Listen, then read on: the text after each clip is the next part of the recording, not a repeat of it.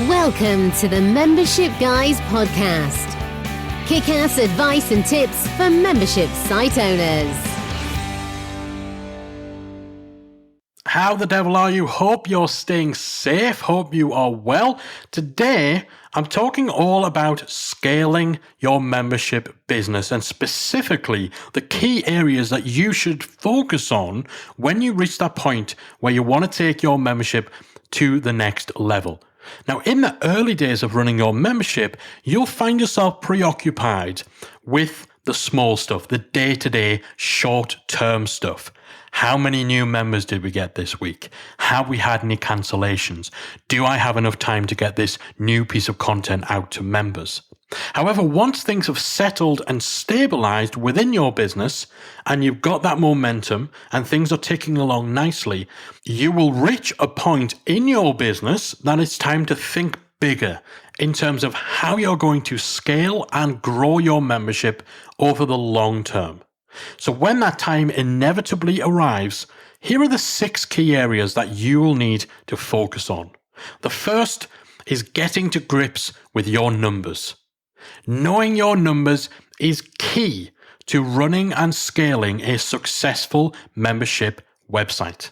However, if you don't have a way of tracking your key performance indicators or KPIs, or worse, if you don't actually even know what your KPIs are, then you'll have no way of knowing what's working, what's not, and which areas of your business you need to actually focus your attention on.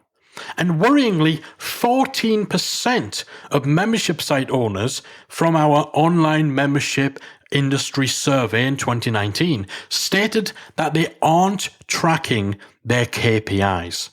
That really needs to change. If you're not tracking, how do you know what's working, what's not, and which areas of your membership require attention? So, key area, if you want to scale your business, you need to focus on implementing systems and processes that enable you to drill down into KPIs like your growth rate, your churn, your retention rate, member lifetime value, cost of customer acquisition, and more, in order to enable you to identify and address problem areas, predict future growth, and make better decisions as you scale your business. So that's the first key area to focus on when scaling your membership, getting to grips with your numbers. The second is streamlining your membership content production. Most memberships are releasing new content on an ongoing basis. So if you plan on doing that, you will discover, and you probably already have discovered this if your membership's up and running, that this can quickly become one of the most time-consuming parts of your business. Having that content treadmill, constantly adding new stuff. As you scale your membership, you need to become more organized and streamlined when it comes to content production. Batching the creation of new content in advance, implementing robust processes, and outsourcing specific parts of the process to specialists. You can streamline your membership content production that'll free up time for you to focus on the bigger picture stuff. Next key focal point is growing your team. If you want your membership to grow, you have to accept that there's only so far that you can go on your own, carrying everything on your own back and trying to do every task in your business. Good friend Chris Ducker refers to this as superhero syndrome. At some point, you need to break away from that.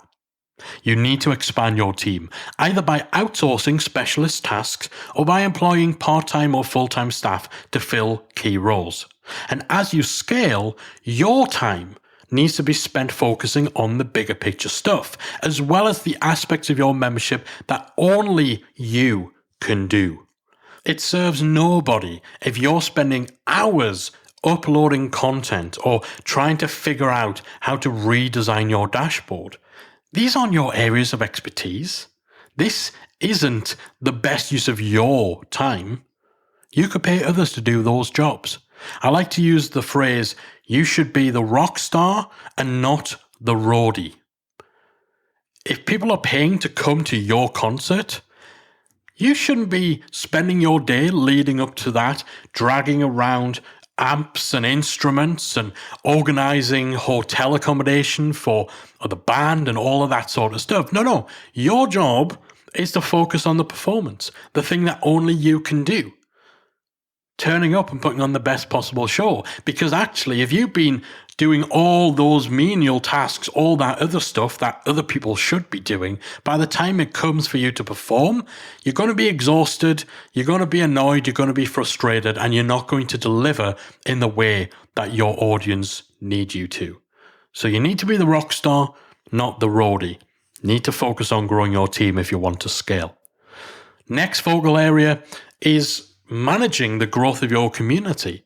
Now, in the early days of running your membership, chances are you'll probably have known every single member in your community by name, by picture. You'll have engaged with them all individually on a daily basis. But as things start scaling, that sort of intimacy becomes less realistic. And with more members, you will find yourself facing a new set of challenges that come when you have a wider range of personalities and characters to deal with. So figuring out how to handle your community, how to set boundaries while staying involved and engaged, how to give people attention at a large scale when you've got hundreds and thousands of members, and also looking at bringing in community managers and moderators. This sort of stuff will be key to the growth of your membership, actually dealing with that expanding and growing community. So that's the fourth key area that you need to focus on when scaling your membership. The fifth is exploring additional revenue channels. While a well-run membership will cater to the needs of the majority of your audience, there'll always be people who want or need more from you in terms of access, support, or additional products and services.